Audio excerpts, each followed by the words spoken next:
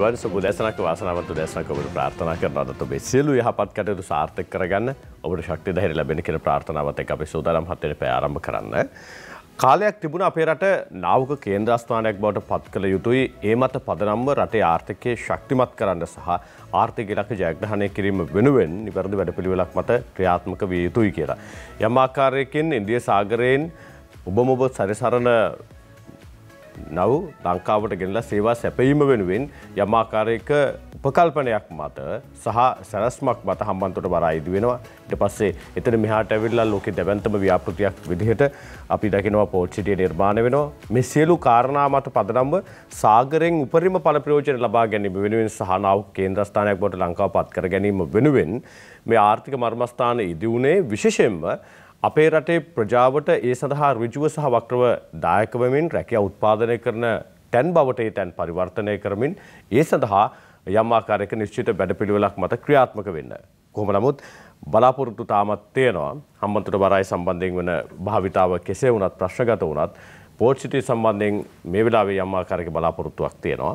එහෙම ඉදි වුණොත් ඒ සඳහා වන රැකියාව උත්පාදනයන් තුළ නාවික ක්ෂේත්‍රයේ යම් ආකාරයක පිපිදීමක් සහ අවශ්‍ය කරන පිරිස් බඳවා ගැනීම වෙනුවෙන් වන රැකියාව වෙළඳපොලේ පළල් වීමක් සිද්ධ වෙනවා. ඒ සඳහා පිරිස් සූදානම් කිරීම වෙනුවෙන් 2014 අංක 31 දරන පාර්ලිමේන්තු පනත ප්‍රකාරව අපේ රටේ ශ්‍රී ලංකා සාගර විශ්වවිද්‍යාලයේ බිහි වෙනවා. විශේෂයෙන්ම වර්තමාන අග්‍රාමාත්‍යතුමන් අපේ රටේ පස්වන විධායක ජනාධිපතිතුමන් ගරු මහින්ද රාජපක්ෂ මැතිතුමන් එවකට දීවර අමාත්‍යවරයා විදිහට දීද්දී තමයි ශ්‍රී ලංකා සාගර විශ්වවිද්‍යාලයක් බවට ස්ථාපිත කරන්නේ.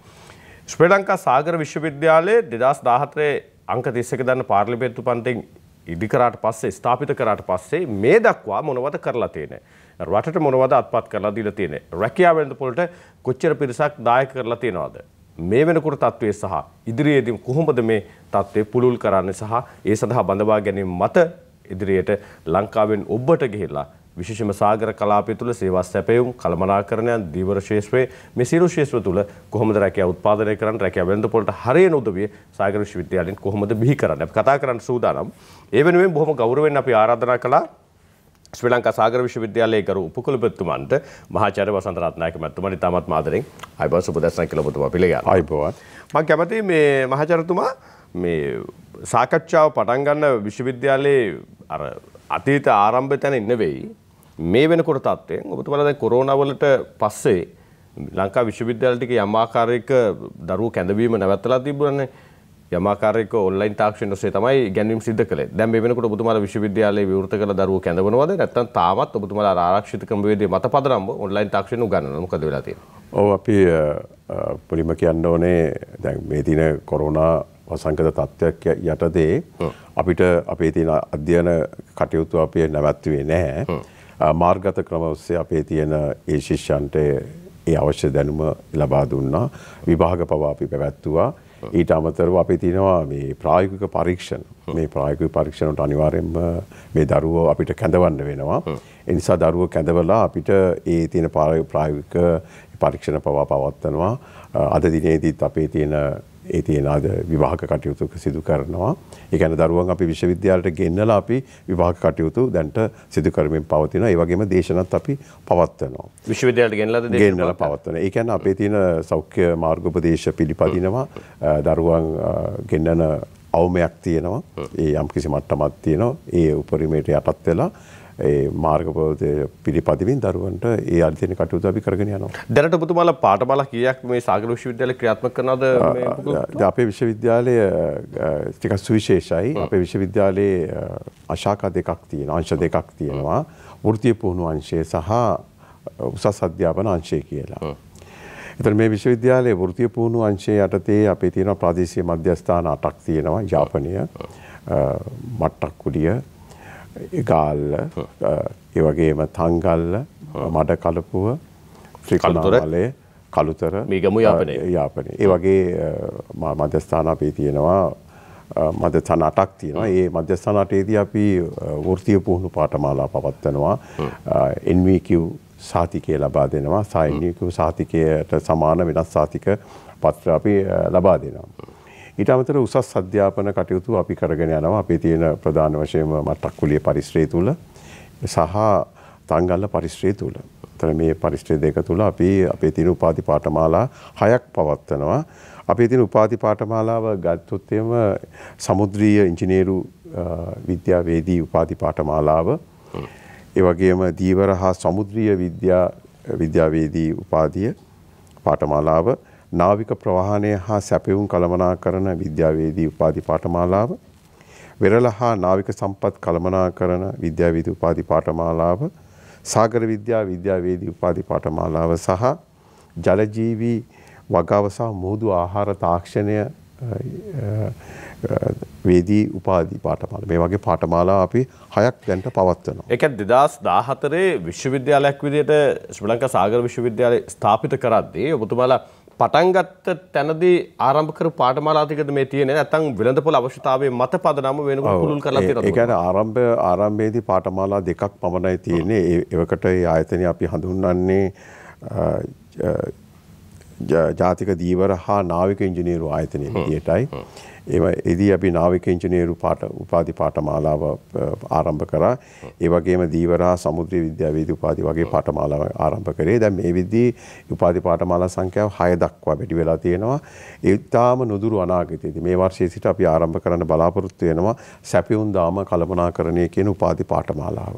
සප්ලයි චේන් මැනේජ්මන්ට් විශේෂයෙන්ම ඔබතුමා කලින් කතා කරා වගේ මේ තියෙන පෝට් සිටි ඩිවලොප්මන්ට් එක, ඒ වගේම වරාය සංවර්ධන කටයුතු, මේ වගේ දේවල් වලට අවශ්‍ය ඒ තියෙන විද්‍යාර්ථීන් නැත්නම් උපාධිධාරීන් රටට බිහි කරන්න අපි මේ විදිහට කටයුතු කරගෙන යනවා. දැන් උපකුලපතිතුමා දැන් ඔබතුමාලා විශ්වවිද්‍යාලයක් විදිහට සංවර්ධන වීම ඉස්සරහට එනකොට දැන් 2014 අංක 31 දරන පාර්ලිමේන්තු පනතින් විශ්වවිද්‍යාලයක් බවට පත් වුණාට පස්සේ තිබුණා වෙළඳපොළ අවශ්‍යතාවයක් නාවික ශේෂ්ත්‍රයේ රැකියාව වෙනුවෙන් සහ ඒ වෙනුවෙන් වෙන උපාධිධාරීන් හෝ වේවා ඒ සඳහා වන විධිමත් පුහුණුවකින් රැකියා ගතවීම වෙනුවෙන් පිරිසක්ගේ අවශ්‍යතාවය තිබුණා. එදා තිබුණු වෙළඳපොළ තාම ඔබතුමාලට තියෙනවද සාගර විශ්වවිද්‍යාලය විදිහට ඉල්ලුමක් සපයා ගන්න බැරි විදිහට? දැන් දැනට ඔබතුමාලා ওই පාඨමාලා 6ට එහා ගිහිලා තව පාඨමාලාවක් අන්තර්ග්‍රහණය කරන්න සූදානම් වෙන්නේ අවශ්‍යතාවය මතද? එහෙම නැත්නම් එදා තිබුණු වෙළඳපොළ ඔබතුමාලගෙන් ගිලිහිලා තියෙනවද? නැත්නම් රටෙන් ගිලිහිලා තියෙනවද? මොකද්ද තත්ත්වය? අනිවාර්යයෙන්ම මේ වෙළඳපොළ තියෙනවා. තව වෙළඳපොළේ තව අවශ්‍යතාවය වැඩි වෙලා තියෙනවා. දැන් අපෙන් දැන් මේ වර්ෂයේදී අපි එළියට දාන විද්‍යාර්ථීන් සංඛ්‍යාව නැත්නම් උපාධිධාරීන් සංඛ්‍යාව 220ක් වගේ වෙනවා. එතකොට අපි ඊළඟ වර්ෂයේදී අපිට පුළුවන් වෙනවා ඒක 300 කඩේම ඔබෙන් යන්නට. ඉන් පසුව 350 300 400 වගේ අපේ තියෙනවා ඉලක්ක තියෙනවා. මේ ඉලක්ක ඔස්සේ අපිට මේ සංඛ්‍යාව වැඩි කිරීමේ හැකියාවක් තියෙනවා. ඔබතුමා කලින් කිව්වා වගේ මට කියන්න පුළුවන් වෙනවා අපි තියෙන වෙළඳපොළ අවශ්‍යතාව අපි හොඳින් අඳුනාගත්තා. අපි දැනගත්තා සැපයුම් දාම කළමනාකරණය, supply chain management, මේ තියෙන මේ ශේෂ්ත්‍රයත් එක්ක අවශ්‍ය වෙන තවත් උපාධියක් කියන එක. ඒතර මේ උපාධියට ඒ තියෙන උපාධිය අපි හඳුන්වා දීමක් කරනවා. ඒ වගේම වසරින් වසර අපි උපාධිය මේ තියෙන උපාධි පාඨමාලා සඳහා බඳවා ගන්නා පිරිස වැඩි කරලා තියෙනවා. තවත් විශේෂ දෙයක් තමයි අපේ තියෙන සුවිශේෂත්වය. මම කලින් කිව්වා වගේ අපේ තියෙන වෘත්තීය පුහුණු අංශයෙන් අපි බිහි කරනවා මේ NVQ සහතිකයේ සහිත දරුවා.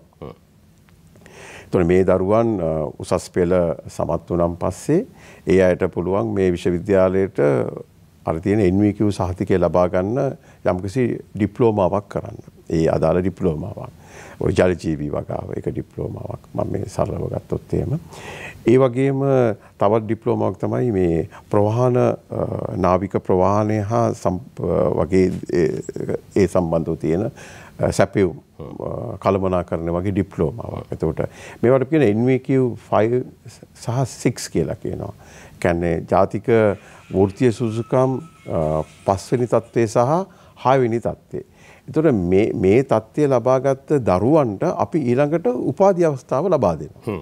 එතකොට මේ දරුවන්ට අර තියෙන මේ වෘත්තීය දැනුමත් එක්ක විද්‍යාර්ථියෙක් වශයෙන් තව දැනුමක් ලැබෙනවා. ඒ කියන්නේ ආ උපාධිධාරියෙක් විදිහට. දැනට උපකුලපතිතුමා ඔබතුමාලා විශ්වවිද්‍යාලයට බදවා ගැනීම සිදු කරන්නේ ඉසිඩි ස්කෝර් එකේ බලලාද?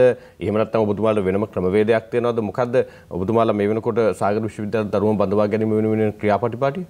ඔව් දැන් ඒකෙදී අපේ තියෙන උපාධි පාඨමාලාව 6 සඳහා අපි මේ විදියට ක්‍රමවේදයක් කරනවා. අපි සාමාන්‍ය හැම වර්ෂයකම උසස් පෙළ ප්‍රතිඵල ලැබීමත් සමග විශ්වවිද්‍යාල ප්‍රතිපාදන කොමිෂන් සභාවෙන් අයදුම්පත් කැඳවීමක් කරනවා වගේම අපි පුවත්පත් මැකින් අපේ තියෙන වෙබ් අඩවිය ඔස්සේ සහ මේ රූපවාහිනී දැන්වීම් ඔස්සේ අපි ප්‍රකාශයට අපි ප්‍රසිද්ධියක් ලබා දෙනවා අපේ උපාධි පාඨමාලාවට දරුවන්ට සම්බන්ධ වෙන්නේ කියලා. අපිට පසුගිය වර්ෂයේදී කියන්නේ 2021 වර්ෂයේදී අයදුම්පත් අපිට ලැබුණා 11687ක්. හැබැයි අපිට බදවා ගන්න පුළුවන් වුණේ අපේ තියෙන සම්පත් වල ප්‍රමාණය යටිතල පාසුකම් වල තියෙන ස්වභාවය සහ මත සහ මේ සඳහා සමහර විට අපිට අවශ්‍ය වෙනවා ගොඩක් තාක්ෂණික මෙවලම් භාවිතා කිරීම. මෙන්න මේ වගේ කටයුතුත් එක්ක අපිට මේ බදවාගත්ත ප්‍රමාණය 350ක් විතර.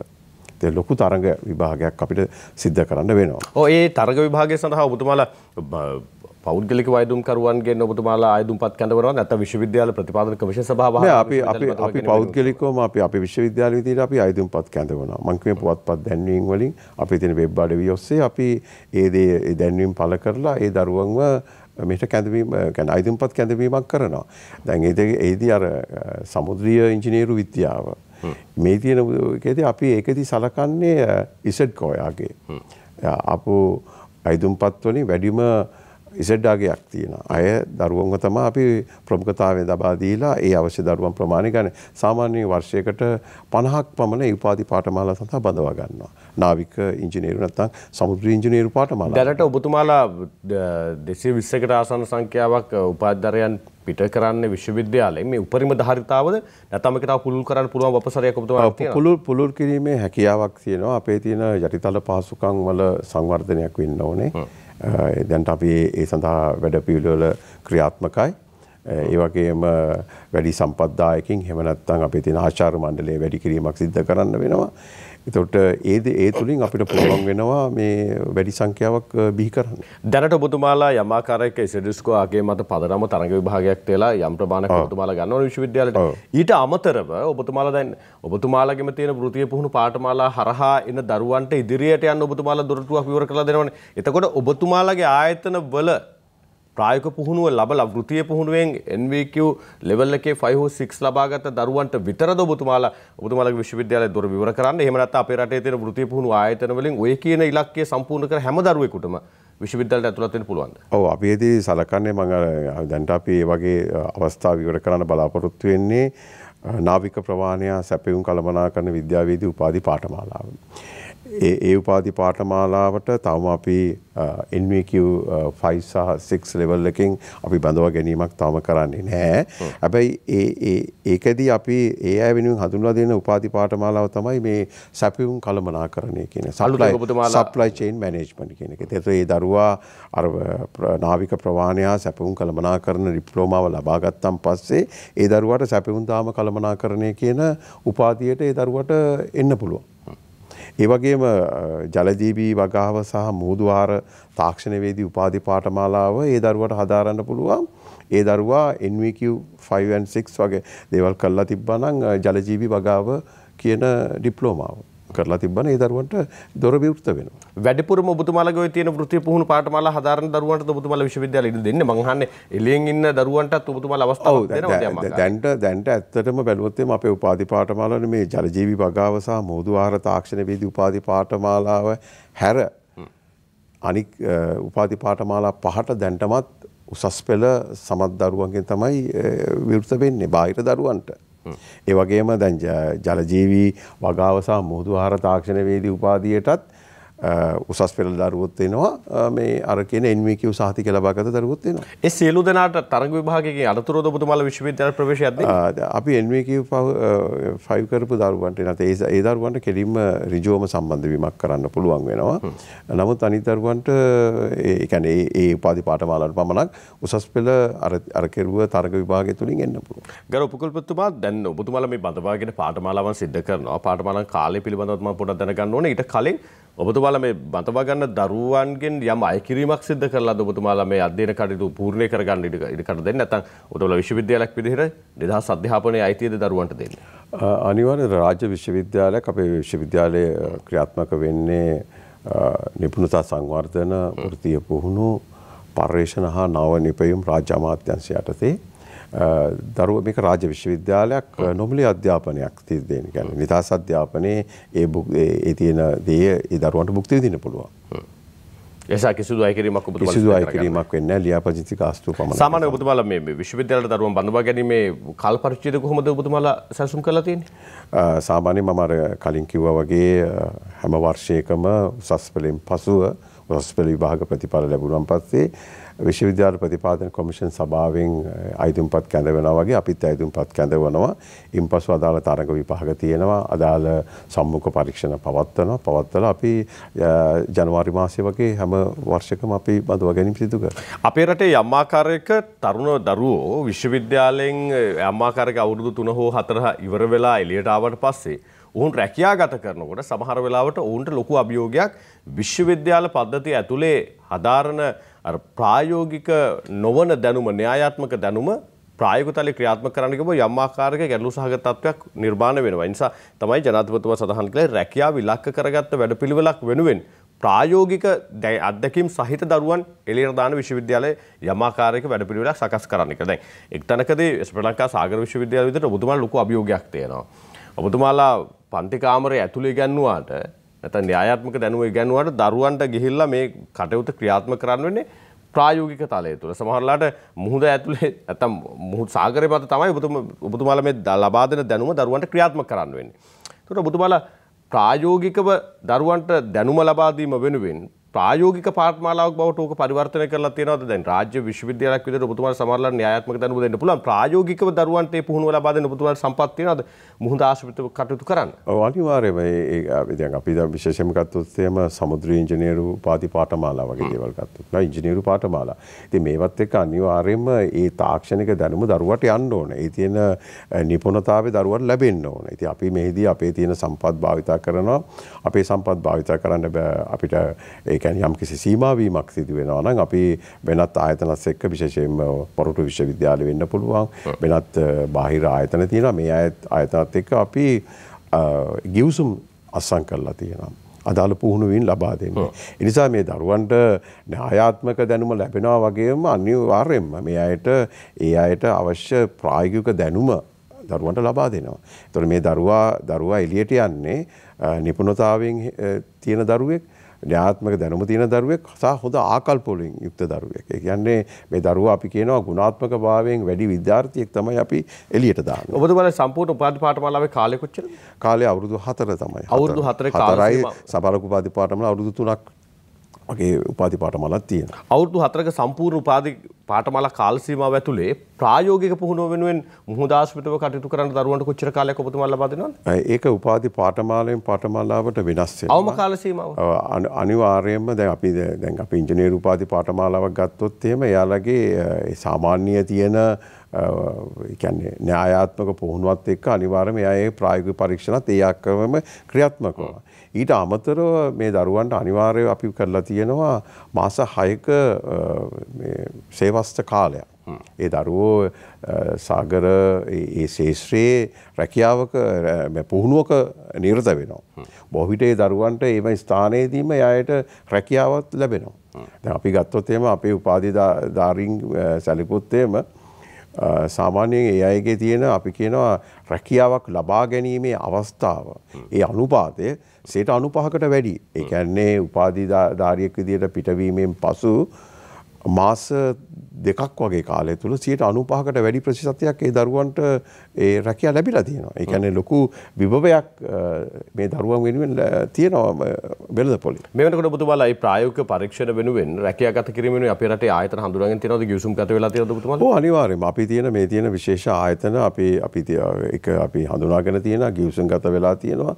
ඊට අමතරව තියෙන අපේ තියෙන සම්බන්ධකම් ඔස්සේ මේ ශාස්ත්‍රයත් එක්ක තියෙන සම්බන්ධකම් ඔස්සේ ඒ ආයතනත් එක්ක ඒ අදාළ පුහුණු අවස්ථාවන් දරුවන්ට ලබා දීලා තියෙනවා. ඔබතුමාලා ඇවන්ගාඩ් මැරිටයින් සර්විස් ආයතන ඊට පස්සේ මර්චන්ට් ෂිපින් ආයතන ලංකා මැරිටයින් සේවා ආයතන ඔය සේවා ආයතන වල ඔබතුමාලා මට මතකයි 2015 2014 කාල සීමාව තුළ දරුවන්ට යම් ආකාරයක ප්‍රායෝගික පුහුණුව ලබා දීම වෙනුවෙන් ඔවුන් එක්ක බද්ධ වෙලා ඔබතුමාලා අපි කටයුතු කරපු අවස්ථාවක් තියෙනවා. සිසුන් 50ක් 100ක් විතර ඔබතුමාලා යොමු කරලා තිබුණා.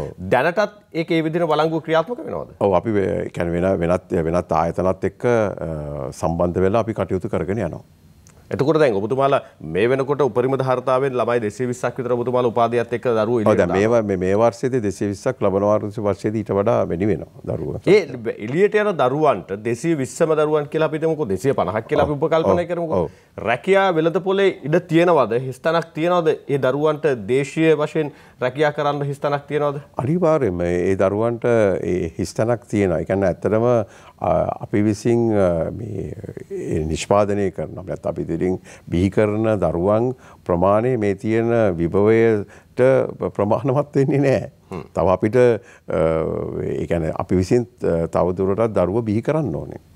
උපාධිධාරීන් බිහි කළ යුතුයි. දැනට ඔබතුමාලා මේ දරුවන්ට උපාධිධාරීන් විදිහට මේ විදිහට මේ පත්වීම ලබා දීලා නැත්නම් මේ උපාධි ප්‍රදානය කරලා මේ දරුවෝ එළියට දැම්මට පස්සේ දේශීය වෙළඳපොළ විතරද ඔවුන්ට ඉලක්කගත වෙලා රැකියා ගත වෙන්න ඉඩ තියෙන්නේ? එහෙම නැත්නම් ඔබතුමාලා ශ්‍රී ලංකා සාගර විශ්වවිද්‍යාලය විදිහට මේ උපාධි ලබන දරුවන්ට දේශීය වෙළඳපොළ ඇතුලේ මොන වගේ ඉල්ලුමක්ද තියෙන්නේ? නෑ ඇත්තටම දේශීය වෙළඳ කියන කතාවට වඩා ඇත්තටම මේක සාගරයත් එක්ක බද්ධව යන විෂය ධාරාවක් මේ සියල්ලම. ඒතකොට අපිට අවශ්‍ය වෙන්නේ මේ වෙරළින් ඔබට වෙරළ සම්පත් කළමනාකරණය වෙන්න පුළුවන් අදාළ ආයතන රට මැද තියෙන්න පුළුවන්. නමුත් මේ දරුවෝ අපි යොමු කරන්නේ මේ සාගරය ආශ්‍රිත. ඒ කියන්නේ අපේ තියෙන වෙරළින් ඔබට තියෙන රැකියාව වලට. විදේශීය වෙළඳපොළ ඇතුලේ විදේශ වෙළඳපොළ තමයි අපි විශේෂයෙන්ම අරමුණු කරගන්නේ, ඉලක්ක කරගන්නේ.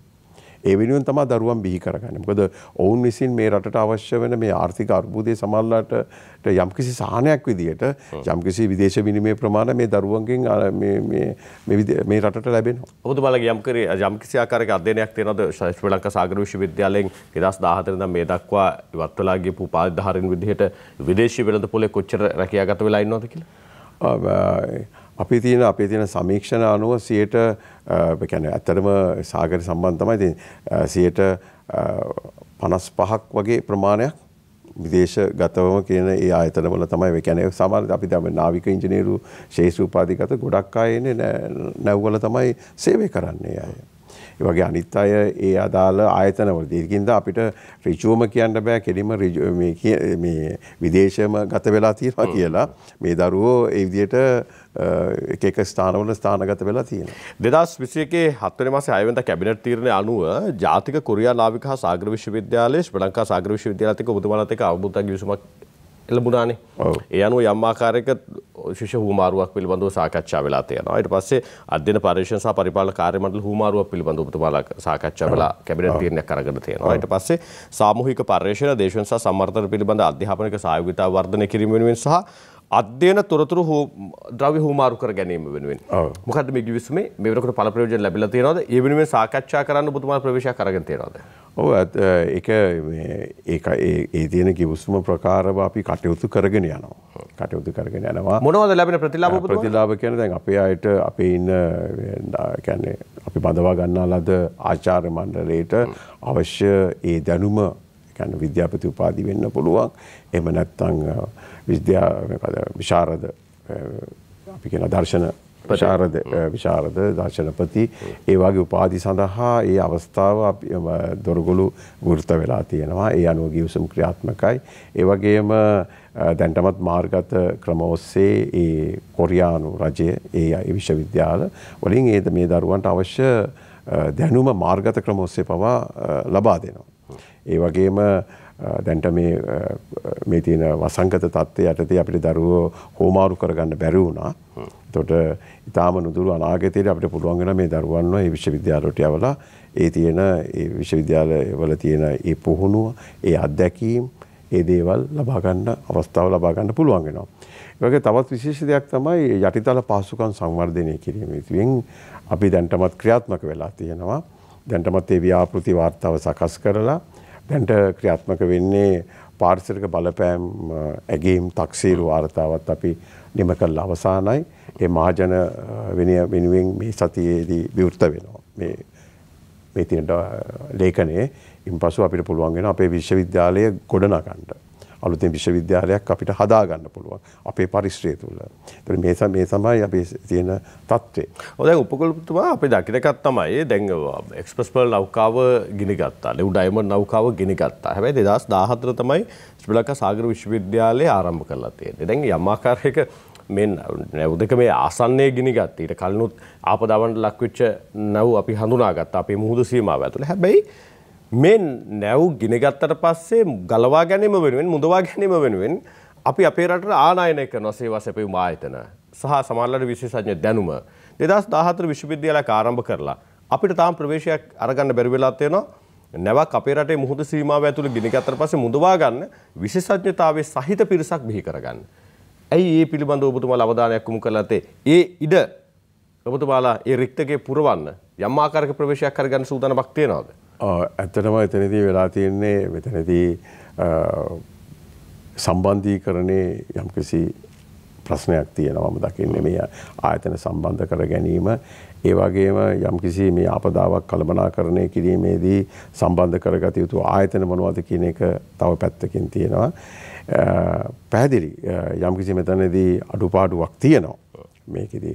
එතකොට විශ්වවිද්‍යාලයක් විදියට ඔබතුමා කියන්නේ සම්බන්ධීකරණය පිළිබඳ අඩුපාඩුවක් තියෙනවා කියලා. සම්බන්ධීකරණය හරියට වුණා නම් ගලවා ගැනීම වෙන විශේෂ දැනුම සහිත පිරිසක් ඔබතුමාලා ශ්‍රී ලංකා සාගර විශ්වවිද්‍යාල විදියට බිහි කරලා තියෙනවද? නෑ එතනදී වෙලා තියෙන ඇත්තටම එක දේවල් සමහරක් ආයතනවල ඇතැම් විට ගිවිසුම් අත්සන් කළ යුතුව තිබුණා. ඇතැම් ආයතන ඒ දේ මග ඇරී තිබුණා ඇතැම් අවස්ථාවලදී. ඒ නිසා සමහරවිට අපිට යම්කිසි අලාභයන් නිසියාකාරව අය කර ගැනීමට නොහැකි වුණා. ඒතර විශ්වවිද්‍යාලයක් විදියට අපෙන් වෙන්න ඕනේ ගොඩක් වෙලාවට මේ තියෙන තත්ත්වයන්ට මුහුණ දෙන විදියට දරුවෝ බිහි කරනවාද එහෙම නැත්නම් අපේ තියෙන දායකත්වය මොකක්ද කියන එක විශ්වවිද්‍යාලයක් විදියට. ඉතින් අපිට පුළුවන් යම්කිසි විදියකට මේ තියෙන ප්‍රශ්නය හැමෝමේදී මේක ගලවා ගන්නවා කියන එකට අපිට ඍජුව දායක වෙන්න බැරිකමක් තියෙනවා. හැබැයි ඒ සඳහා වන දැනුම ඇති දරුවෝ බිහි කිරීම අපේ යුතුයකමක් වෙනවා. ඒක නම් මම අහන්නේ දැන් මෙතනදී මේ නැව් දෙක ගෙනගත්තට පස්සේ හෙටත් නැවක් ගෙන ගන්න පුළුවන්. තව අවුරුදු 5කින් උන් නැවක් ගෙන ගන්න පුළුවන්. එහෙම නැවක් ගෙනගත්තට පස්සේ අසලස ඉන්දියාවෙන් හරි ජපානයෙන් හරි නැත්නම් අපි කියන තායිලන්තයෙන් හරි ඇමරිකාවෙන් හරි බ්‍රිතාන්‍යයෙන් හරි විශේෂඥයෙක් ගේනවා වෙනුවට මෙන්න ලංකාවේ විශේෂඥ කණ්ඩායමක් ගිහලා ශ්‍රී ලංකා සාගර විශ්වවිද්‍යාලයේ නිර්මාණය කරපු හදපු විශේෂඥ කණ්ඩායමක් ගිහලා මෙන්න ලංකාවේ සීමාව ඇතුලේ ගිනි ගන්න නැව බේරගන්න කටයුතු කරනවා කියලා කියන අභිමානය අපිට දිනා ගන්න ඔබතුමාලා ප්‍රවේශයක් තියෙනවද කියලා මං අහන්නේ. ඒ සඳහා අඩු ගානේ දැනුමක් සහිත පිරිසක් නිර්මාණය කරන්න ඔබතුමාලා ඒක තමයි අපි ඉතින් අර දැන් අපි කරන මේ තියෙන උපාධි පාඨමාලා වලට වඩා තව පාඨමාලා තුලින් ඒ සඳහා වන විශේෂඥ පිරිසක් අපි විසින් බිහි කළ යුතුව තිබුණා. දැනට ඔබතුමාලා ඒ සඳහා ප්‍රවේශයක් කරගෙනද පාඨමාලා නිර්මාණය කරලා ගලවා ගැනීම වෙනුවෙන් මුදවා ගැනීම වෙනුවෙන් දැන්ටමත් අපි විසින් පාඨමාලා වල හඳුනාගෙන තිබෙනවා. දැන් අපි විශේෂයෙන්ම ඔය සාගර සමුද්‍රීය නීති පිළිබඳව ඒ වගේම සමුද්‍රීය සම්පත් කළමනාකරණය හා නීතිය පිළිබඳව දැන්ටමත් අපි පසුගිය සතියේත් අපි සාකච්ඡා කරා. මේ පිළිබඳව අපි උපාධි පාඨමාලාවක් ප්‍රදානය කරන්න ඕනේ. ඒතර ඒ තුලින් අපිට පුළුවන් වෙනවා මේ වගේ දෙයක් වෙද්දිම මෙන්න නීතිය මෙන්න මේ විදිය කටයුතු කරන්න ඕනේ මෙන්න මේ වගේ දේවල් කියලා පුළුවන් වෙනවා. එතකොට ඒ දැනුමත් ඔස්සේ වෙනත් ආයතනත් සම්බන්ධ කරගෙන ඔයගේ දේවල් වලට අපිට මුහුණ දීමේ හැකියාවක් ලැබෙනවා. ලංකාව වගේ කීගිනුවකින් මුහුද අපිට හිමි වෙලා තියෙනවද? ඒ වුණාට ලංකාව ඇතුලේ මේ වෙනකොටත් සාලියු කිලෝ එක ගාන කීයද? සමහරලාට එදා ඊයේ පෙරේදා තිබ්බ මිල ගණන් නෙවෙයි අද සමහරලාට මාළු ලැලට ගිහිල්ලා මාළු කිලෝ එක ගාන හවනකොට තියෙන්නේ. සමහරලාට අවාසනාවක්. හැබැයි මේ එක තැනකදී ලංකාවට මුහුද තිබ්බට ලංකාව ඇතුලේ මාළු මිල මෙච්චර ඉහළ ගියාට සමහරවිට මූන් දෙක හුලගක්වත් වදින්න නැති අරාබි රටවල් වල මාළු මිල මීට වැඩි අඩුයි. කොතනද අපිට වැරදිලා තියෙන්නේ? සාගර විශ්වවිද්‍යාලයේ ඒ හඳුනා ගැනීම වෙනුවෙන් සහ සමහරවිට මෙතුම සඳහන් කළා මුහුදු ජීවි නිෂ්පාදනය වෙනුවෙන් ඒ කර්මාන්තය වෙනුවෙන් ප්‍රවේශයක් අරගෙන තාක්ෂණික භාවිතාව ඔස්සේ නිෂ්පාදන ප්‍රවේශයන් සඳහා දරුවෝ බිහි කරනවා කියලා. එහෙම බිහි කරපු දරුවෝ මේ වෙනකොට ඒ ශේෂයට අවතීර්ණ වෙලා තියෙනවද? අද්දිනයක් තියෙනවද? අපි කතා කරමු විරාමයෙන් පස්සේ. පියලිත් හතරේ පැවැත් සමගින් ශ්‍රී ලංකා සාගර විශ්වවිද්‍යාලයේ උපකුලපතිතුමන් මහාචාර්ය වසන්ත රත්නායක මහත්මයාන් එක්ක අපේ අතට පැමිණෙන්නේ. අපේ රටේ විශ්වවිද්‍යාල පද්ධතිය ඇතුලේ 2014 ශ්‍රී ලංකා සාගර විශ්වවිද්‍යාලය ස්ථාපිත කරන්නේ අංක 31 දරන පාර්ලිමේන්තු පනතෙන් අරමුණු ගොඩක් පෙරදැරිව සමහර වෙලාවට එකපාරම සියල්ල දිනා ගන්න බැරුණාට යම් ආකාරයක පීවරින් පීවර ඒ ප්‍රවේශයන් වෙනුවෙන් උන් යනවා. දැන් අපි දැක්ක දෙයක් තමයි මේ පුකුලපතිතුමා අපි ආර්ථික කේන්ද්‍රස්ථානයක් බවට පත් කරනවා නම් අපේ රට යම් ආකාරයක ඔබතුමාලා ඔය නිර්මාණය කළ තියෙන පාඨමාලා 6 ඇතුලේ සහ අලුතෙන් නිර්මාණය කරන සූදානම් වෙන පාඨමාලාව ඇතුලේ ඔබතුමාලා යම් ආකාරයක ජයග්‍රහණයක් අත්පත් කරගන්න සූදානමක් තියෙනවා නම් ඒ සඳහා විශේෂඥ පිරිසක් බිහි කරගන්න ඕනනේ. අපි දන්නවා ආර්ථික පිළ අර්බුදයක් එනවා නම් අපේ රටේ විශ්වවිද්‍යාල ටිකෙන් බිහිවිච්ච ආර්ථික විශේෂඥයෝ ටික ගෙනල්ලා අපි කතා කරනවා. කොරෝනා එනකොට අපි දැක්කා විශ්වවිද්‍යාල ටිකේ ඉන්න නැත්නම් වෛද්‍ය පීඨ ටිකේ ඉන්න මහාචාර්යවරු ටික ගෙනලා කතා කරනවා මොකද්ද කරන්න ඕන කියලා. උපදෙස් ගන්න විශේෂඥයෝ ඉන්නවා. මේ සාගරය පිළිබඳව යම් ආකාරයක ගැටලු සහගත තත්ත්වයක් නිර්මාණය වුණාම සාගර විශ්වවිද්‍යාලයේ තියෙන අපේ රටේ හැබැයි අපි විශේෂඥ දැනුම වෙනුවෙන් පිට රටින් විශේෂඥයෝ ආනයනය කරනවා. යම් ආකාරයක මේක ප්‍රශ්නගත තත්ත්වයක්. මොකක්ද වෙලා තියෙන්නේ? නොසලකා හැරීමක්ද තියෙන්නේ? අපි ඍජුව කතා කරමු.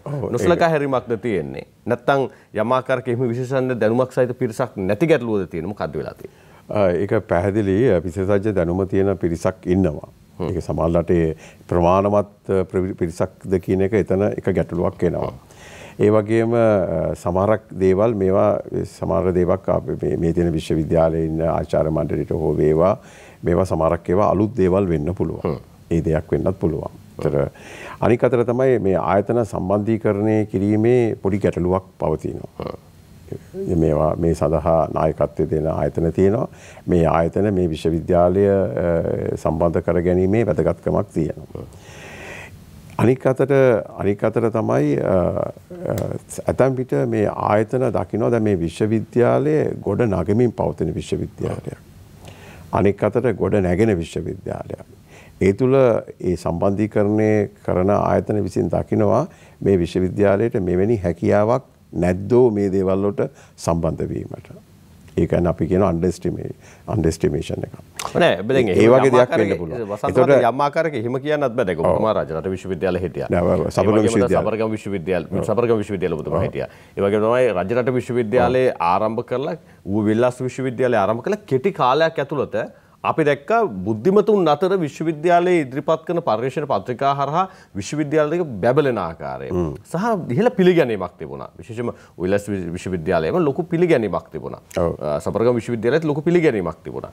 කියන්නේ ආරම්භ කරලා දැන් ඔබතුමාලා 2014 විශ්වවිද්‍යාලය ආරම්භ කරලා තියෙන්නේ. 2015 වර්ෂය කියලා කියන්නේ. 2015 කියලා කියමුකෝ. මේ 2022. අඩුම ගානේ ක්‍රියාත්මක වෙන 22 වුණාම අවුරුදු 6ක් ගිහිලා තියෙනවා.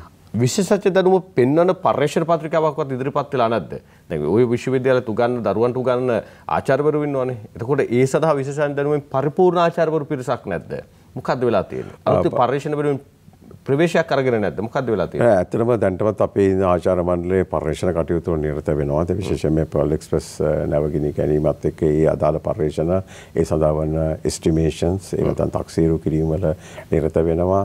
ඒ වගේ කටයුතුත් කරන පර්යේෂණ පත්‍රිකත් බිහි වෙලා තියෙනවා. ඒවා දේවල් තියෙනවා. විශේෂඥ දැනුම තියෙන පිරිස ඉන්නවා. නමුත් තව පිරිස බිහි විය යුතුයි කියන තැන තමයි මේ ඉන්නේ. ඔබතුමාලගේ ප්‍රමුඛතාවයක් තියෙනවද? එක්ස්ප්‍රස් පර්ල් නෞකාව, නිව් ඩයමන්ඩ් නෞකාව මුහුදාස්පදව ගිරගත්තට පස්සේ ගලවා ගැනීම වෙනුවෙන් මුදවා ගැනීම වෙනුවෙන් කණ්ඩායම් ගෙනල්ලා කරපු කාර්යභාරය වෙනුවෙන් අපි දැක්කා වන්දි පූර්ණ කර ගැනීමේදී ඌන්ට යන කොටස කොච්චරද කියලා. හරිද? එතකොට ඒ බලපුවා ඩොලර් මිලියන ගාණක් ඌන් අය කර ගැනීම. ඉස්සෙල්ලාම නැවට නැංගේ අපි කියලා කිව්වහම ඌන්ට යන කොටස ඉතාමත්ම වැඩි. හැබැයි සාගර විශ්වවිද්‍යාලය අපේ රටේ තියෙනවා. අපේ රටේ කණ්ඩායමක් ගිහිල්ලා නැවට ඉස්සෙල්ලාම ගුරුනාන විශේෂ දැනුම ලබා දෙන්න. ලංකාවෙන් එහාට ඇදලා යන මුදලත් අපිට ඉතුරු කරගන්න පුළුවන්. ඉදිරියේදී හරි ඔබතුමාලා මේ වෙනුවෙන් ප්‍රමුඛතාවය ලබා දීලා පාඩමාලාවක් කරමු කියලා සූදානම්. අනිවාර්යයෙන්ම ප්‍රමුඛතාවය ලබා දෙනවා. මම කිව්වේ කලින් කිව්වා වගේම මේ සම්බන්ධව අපි පාඨමාලාවන් දැන්ටමත් අපි සකස් කරලා තියෙන විහුවේ හදලා තියෙන්නේ. ඒ සඳහා වන ඒ අදාළ මොඩියුල් සඳහා වන සංයුතිය කොහොමද? ඒකේ අඩංගු යුතු කරුණු මොනවද කියන එක තමයි දැන්ට අපි සකස් කරගමින් යන්නේ. ඒ අනුව අපිට පුළුවන් වෙනවා ඉදිරියේදී මෙවැනි දේවල් වලට ඉතාම මැනවින් රජයක් විදියට රටක් විදියට මැනවින් සම්බන්ධ විය හැකි විද්‍යාර්ථීන් පිරිසක් බිහි කරන්න. අපි දැක කෘෂි කර්මාන්තය සම්බන්ධයෙන් මේ ආందోලනාත්මක සාකච්ඡාවක් සමාජයේ ඇති වෙනකොට අවසානයේ නැවතුනේ නැනෝ යූරියා සම්බන්ධයෙන් භාවිතාවක් කරන්න. නැනෝ යූරියා සම්බන්ධයෙන් සාකච්ඡා කරගෙන යනකොට අපි දැක්කේ ජයවර්ධනපුර විශ්වවිද්‍යාලයේ මහාචාර්යවරයෙක් ඒ පිළිබඳව වෙන මූලික පරීක්ෂණ සිදු කළ කණ්ඩායමක් මත ඊට පස්සේ ඔවුන් මේ පේටන්ට් එක ඉන්දියාවට ලබා දීලා යම් ආකාරයක ඔවුන් විශ්වවිද්‍යාලයට යම් ආයෝජනයක් අරගෙන ආවිල්ලා ඒ තන කාන්තාවක් විදිහට ස්ථානගත වෙලා ඉන්නවා සහ ඒ වෙනුවෙන් මහාචාර්යවරයෙක් විදිහට ඇය ජයගිහිලි නංගවලා තියෙනවා. සමහර වෙලාවට ශ්‍රී ලංකා සාගර විශ්වවිද්‍යාලයේ ඉඩකඩ තියෙන්නේ පිරිමි පාර්ශ්ව වෙනුවෙන් විතරද? සාගරයේ මේ කරන කාර්යභාරයන් වෙනුවෙන් සහ රැකියාගත වීම තුළ කාන්තා පාර්ශ්වයට ඔබතුමාලගේ විශ්වවිද්‍යාලය සැලකිය යුතු ඉඩක් වෙන් කරලා තියෙනවද? මේ වෙනකොටත් ප්‍රවේශයන් තියෙනවද? කාන්තාවන්ගේ සහභාගීත්වයක් තියෙනවද? අනිවාර්යයෙන්ම අපේ දින උපාධි පාඨමාලාවල් සැලකුවොත් එහෙම කාන්තා පිරිස සැලකිය යුතු ප්‍රමාණයක් ඉන්නවා. බොහෝ උපාධි පාඨමාලා ඇතැම් උපාධි පාඨමාල කාන්තා නියෝජනය වැඩි. ඒ වගේ තත්ත්වයක් තියෙන නිසා මෙතනදී එවැනි තත්ත්වයක් ඇති වෙන්නේ නැහැ. බෙදීමක් නැහැ. බෙදීමක් නැහැ. යම් ආකාරයක ඔබතුමාලගේ උපකල්පනයක් තියෙනවද? රැකියාගත කිරීම වෙනුවෙන් ඔබතුමාලා විශේෂයෙන්ම දේශීය වෙළඳපොළ සහ විදේශීය වෙළඳපොළ දෙකම ඉලක්ක කරගෙන ඔබතුමාලා දරුවන් බිහි කරනකොට ඔබතුමාලගේ ඉලක්කයක් තියෙනවද ඉදිරියේදී ලංකාවට මෙන්න මෙච්චර ආදායම් ප්‍රමාණයක් අපි සාගර විශ්වවිද්‍යාලය හරහා බිහි කරන දරුවන්ගෙන් අරගෙන ඉන්න සූදානම් කියලා?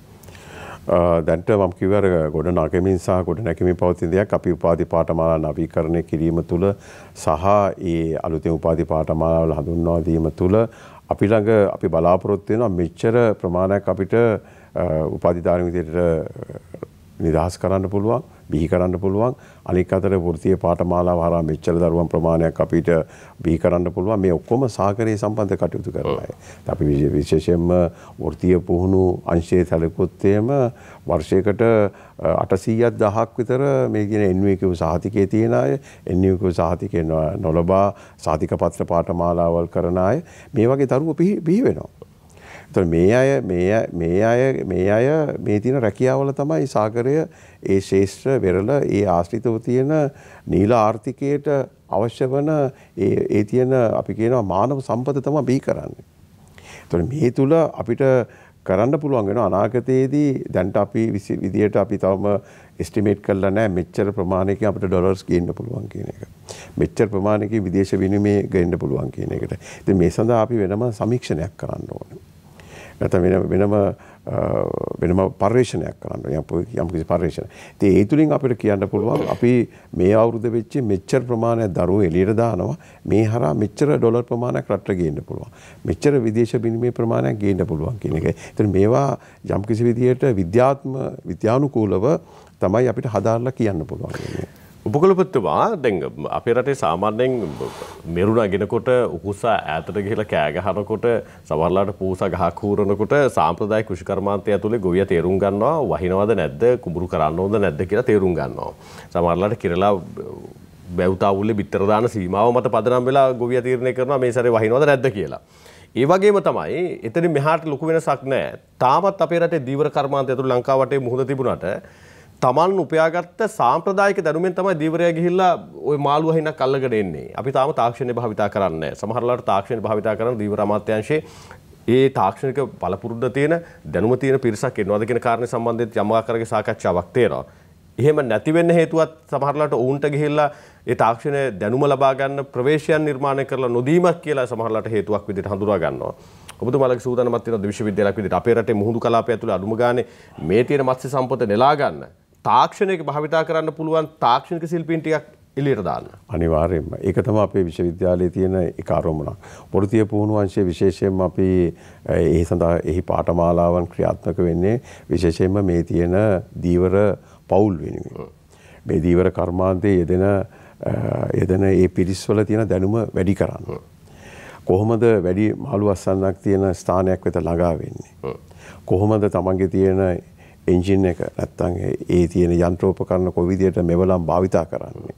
ඒවා හරියාකාරව භාවිතා කරන්නේ කොයි ආකාරයට? දැලක් වියන්නේ කොහොමද? දැලක් ඒ වගේම මොනවාද අපි දන්නවා එතකොට සමහරක් ඒවා අපිට කරන්න පුළුවන් විසිතුරු මත්ස්‍ය වගා වගේ දේවල් කරන්න පුළුවන්. අලුත් ප්‍රවේශයන්.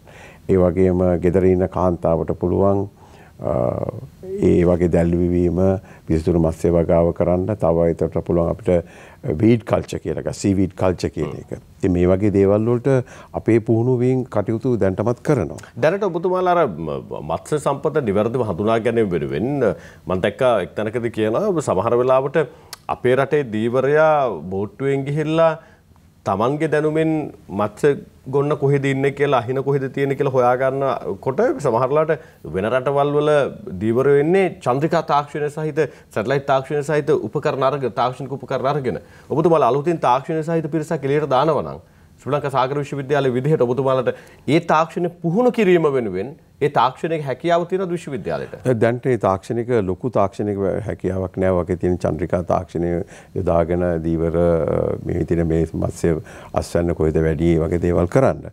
නමුත් දැන්ට තියෙන සම්පත් පාවිච්චි කරලා මේ තියෙන දැන් අපි මේක දියුණු වෙමින් පවතින රටක් මේ ශාස්ත්‍රය අපි දියුණු කරන්න ඕන ශාස්ත්‍රයක්. ඒ නිසා අපේ තියෙන මේ තියෙන කාර්ය මණ්ඩලය අපි යවනවා මේ දීවර පවුල් වෙත.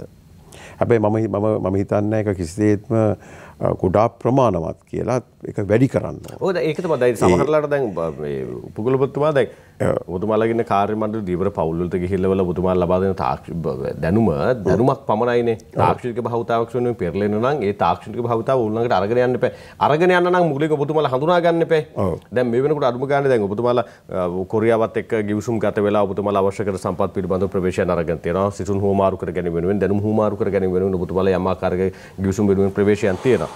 මේ තාක්ෂණය භාවිත කරන රටවල් එක්ක එකතු වෙලා විශ්වවිද්‍යාලයක් විදිහට ඔබතුමාලා හුවමාරු කර ගැනීම බද්ධ වීම ගිවිසුම්ගත වීම හරහා මේ තාක්ෂණය අරගෙන එන්න සූදානමක්වත් නැද්ද ඔබතුමාලා සාකච්ඡාවක් අනිවාර්යයෙන් මේ තාක්ෂණය යොදාගෙන මේ කටයුතු කොහොමද මේ තියෙන නීල ආර්ථිකය දියුණු කරන්නේ නැත්නම් මේ තියෙන ජීවනෝපායන් දියුණු කරන්නේ කොහොමද මත්ස්‍යස්වැන්න වැඩිපුර නෙලාගන්නේ. එතකොට මේ දේවල් ගැන අපේ අතර කතිකාවතක් තියෙනවා. මේ දැන්ටමත් අපි දැන් මේ තියෙන සාකච්ඡාවෙන් පසුවත් අපි තවත් ගිවිසුමකට අපි එළඹීමට නියමිතයි චීන රජයත් එක්ක චීන රජයේ තියෙන විශ්වවිද්‍යාලත් එක්ක මේ තුල අපිට පුළුවන් වෙනවා අර තියෙන තාක්ෂණය යොදා ගන්න. අපේ අය දැනුවත් කරන්න. අපේ අයට අවශ්‍ය පුහුණුව ලබා දෙන්න. ඒ තුලින් ඒ පුහුණුව ලබා ගැනීමෙන් තුලින් අපිට පුළුවන් වෙනවා දීවර පවුල් වලට ඒ තාක්ෂණය ගෙනියන්න.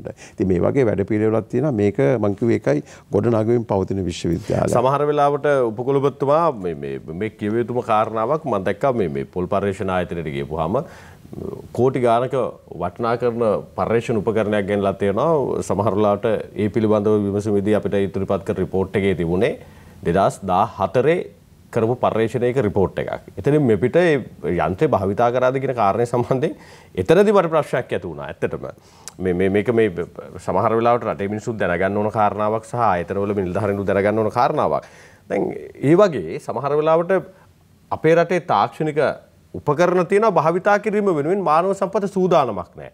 සමහර වෙලාවට මේ තාක්ෂණික උපකරණයෙන් ගත යුතු ප්‍රයෝජන ගත යුතු පිරිස සූදානමක් නැහැ. ඔබතුමාලගේ විශ්වවිද්‍යාලයට යම් ආකාරයකින් මේ විදිහට උපකරණයක් ලැබෙනවා නම් උපකරණයක් ගන්න ඕන නම් ඒ සඳහා විධිමත්ව පුහුණුවක් කරන්න කණ්ඩායමක් ඔබතුමාලා අඩුම ගානේ ලංකාවේ නැත්නම් විදේශ රටකට හරි යොමු කරන්න සාකච්ඡාවක් ගිවිසුම්ගත වීමක් අමාත්‍යාංශ මට්ටමින් වෙන සාකච්ඡාවක් ප්‍රවේශයක් ඔබතුමාලාගේ අඩුම ගානේ යෝජනා පත්‍රිකාවක් පිළිබඳව ඔබතුමාලා සාකච්ඡා කරලා තියෙනවද? අපි කතා කරමු විරාමෙන් පස්සේ. අපි අද හතරේ පැය සමගින් ශ්‍රී ලංකා සාගර විශ්වවිද්‍යාලයේ උපකුලපතිතුමන් මහාචාර්ය වසන්ත රත්නායක මැතිතුමන් එක්ක අපි හතරේ පැය ඉන්නේ.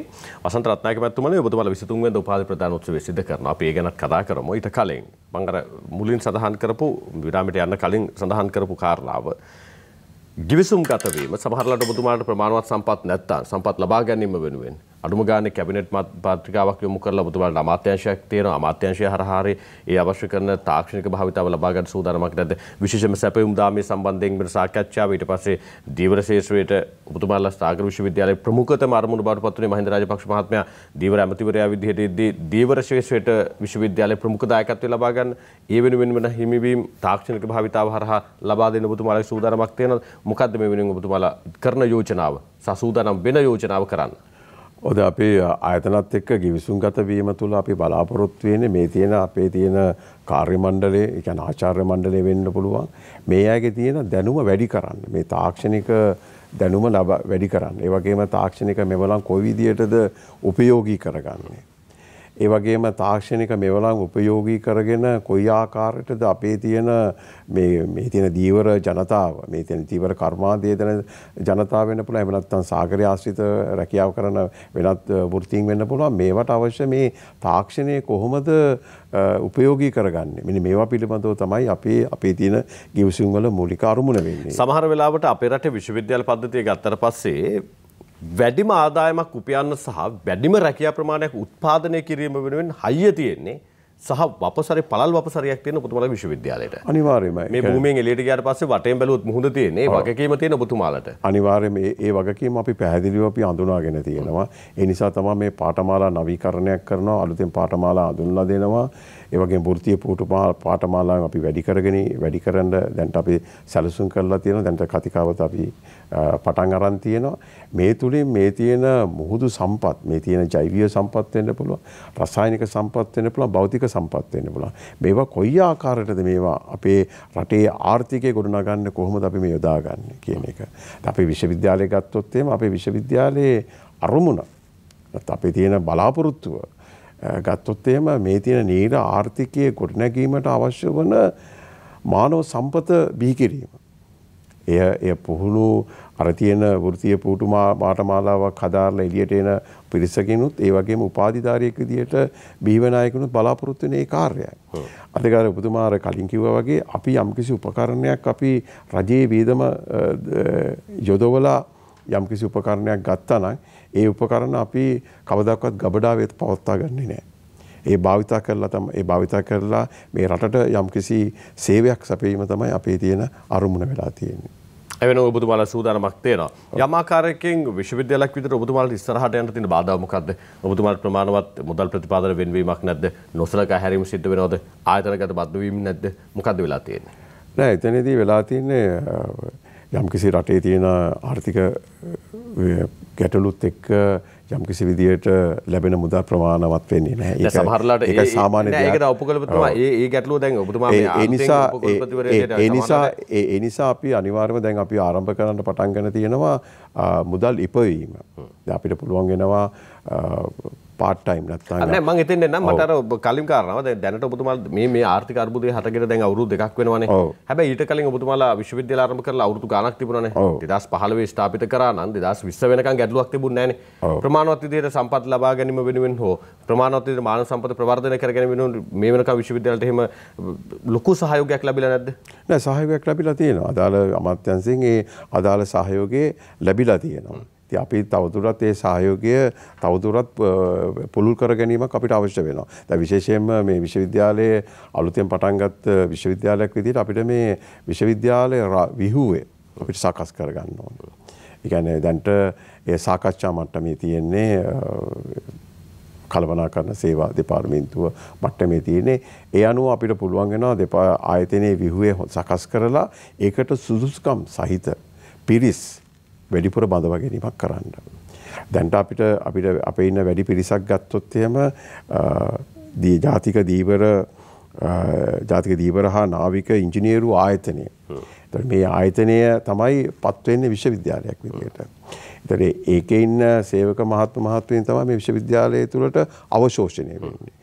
ඒකට ඒ අවශෝෂණය වීමත් සමග යම්කිසි පිරිසක් විශ්වවිද්‍යාල අලුතෙන් බඳවා ගැනීමක් සිද්ධ වුණා. හැබැයි ඒ ප්‍රමාණවත් නෑ. තව ප්‍රමාණයක් අපිට බඳවා ගැනීමක් සිද්ධ කරන්න ඕනේ. ඒ අනුව ඔබතුමා කලින් සඳහන් කරා වගේ මෙහෙන් විශ්වවිද්‍යාල ලැබෙන කාර්යභාරය පුරුල් කරන්න පුළුවන්. අපිට පුළුවන් තව විශේෂඥ දැනුම තියෙන පිරිස අපිට ගන්න පුළුවන්.